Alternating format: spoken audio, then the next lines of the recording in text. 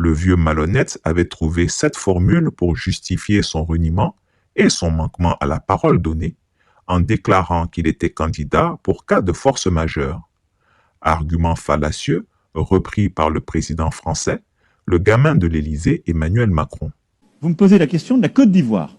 La Côte d'Ivoire, il y a un président qui s'exprime, qui dit « je ne ferai pas de troisième mandat ». Je crois, moins de 10 minutes après, je m'exprime sur les réseaux pour dire « formidable, c'est historique, ce que fait Addo ».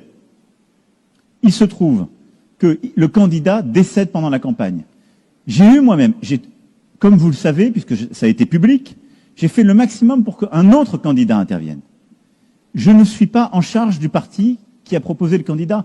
Et donc, il a été dans une circonstance un peu exceptionnelle que vous avez vécue de plus près que moi, mais entre guillemets, et je ne peux pas lui reprocher d'avoir perdu celui qui était un ami, qui était son Premier ministre et qui avait vocation à être le candidat à l'élection, mais il l'a remplacé, c'est lui qui a été réélu. Et dans ce cas-là, il n'a pas pu tenir son engagement. En 2020, le dictateur des lagunes clamait partout que son parti regorgeait de talent et qu'il avait l'embarras du choix parmi une demi-douzaine de présidentiables. 5 ans plus tard, où sont passés ces talents?